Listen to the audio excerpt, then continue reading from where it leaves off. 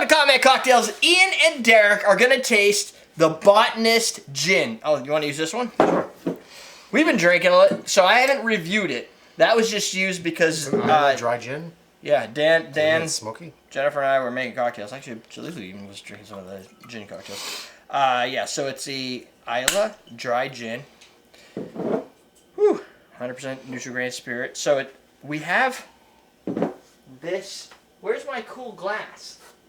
Where's my cool glass? I don't remember where it went. I'm holding it. I had a mixing glass that. Oh, that was made with this. That was made from that we had custom made where they cut. Oh yeah, I've seen that glass. I don't know where it went. That doesn't help everybody watching, but I've seen it. I don't know what I did with it. Just so you know, I've seen it. It's around. I just have a lot of mixing glasses. Is it at Dan's house?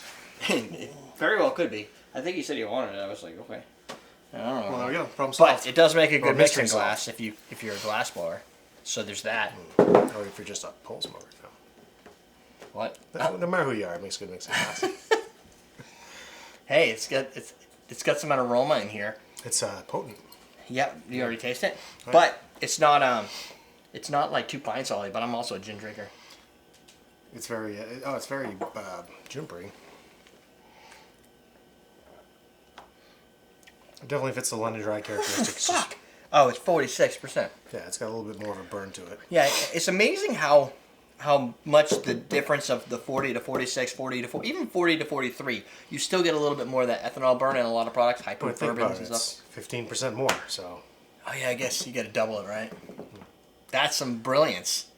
Double it. Yeah, to get your proof. To get your, No. You divide it. I'm saying 46 is 15% more than 40.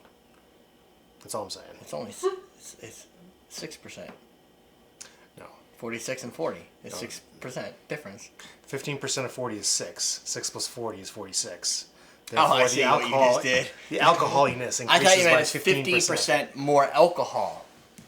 Oh, you did say that. Yeah. You said you were a nerd. I had a long day. The fact that you just did that proves that is a lie. It's got burn, but a nice juniper. The thing is, it tastes like juniper berries and like coriander, but it's citrus almost. Yeah, maybe good enough. But not like citrus like American gin. I mean, a martini, something where you... Will you taste it? Yeah, really taste it. Or appreciate it? I mean, I think if you mix it with stuff too much, it might fight with other flavors a bit because it is a strong flavor.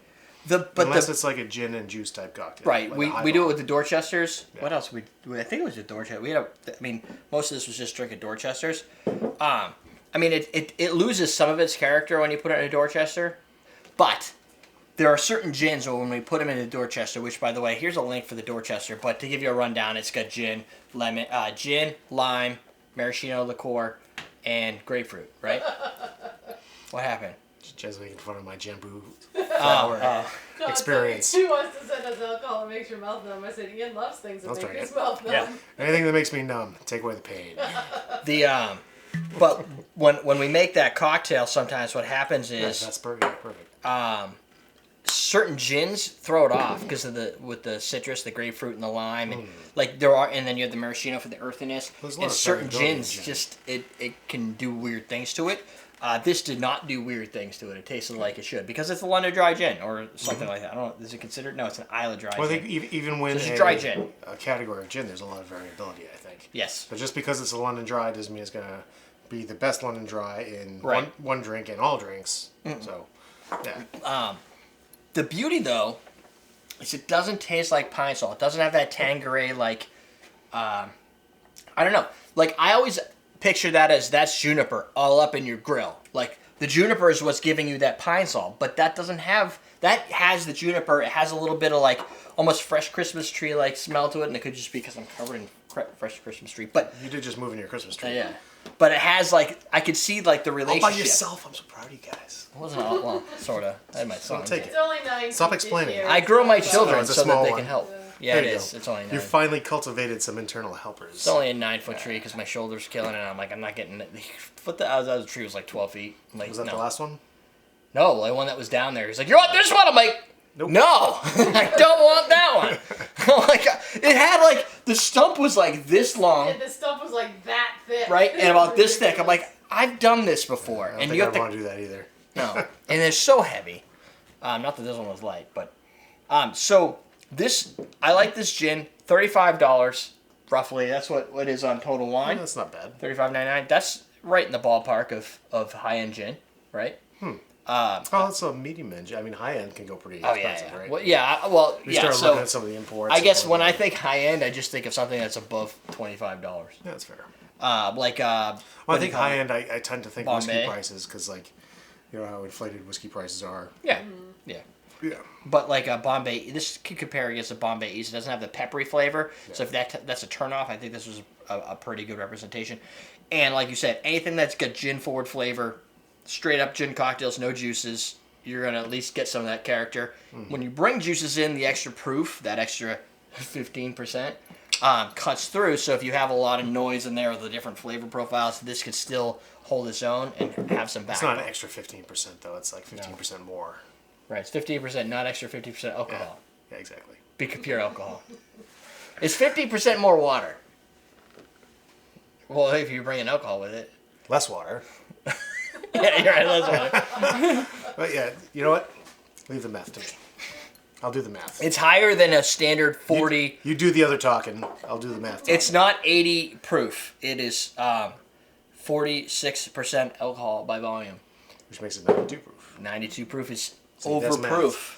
I like how you passed the math off to me. I go with letters. Good. Overproof. It's stronger than your average gin. That's all that matters. I don't know if that's the case in every place, if it's always the same.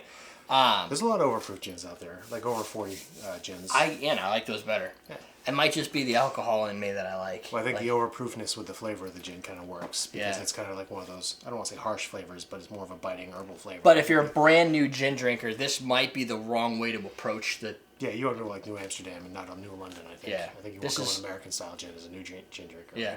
And these... Or just drink Dorchesters. That's what we did. Yeah, just drink Dorchester. Drink cocktails. You've got the link. I'll put the link in the show notes, too, so you can go to our website at recipe.awesomedrinks.com. These, by the way, I'll put a link down below for the New Orleans tasting glasses that helps get rid of some of the alcohol, give you the flavor straight to your nostrils, which I like. And we have a tasting video I'll show you in a second, because... That's all I have to say. Yeah. So in the sidebar, I have a video on how to properly taste spirits. You should watch that so that when you buy the Botanist, you could follow along with the rules I put in there, and you can do it all the right way so you can experience the $35.99 instead of just making fucking college drinks. That's it. Down below, bartender starter kit, which I should probably get in stock. It's Christmas time.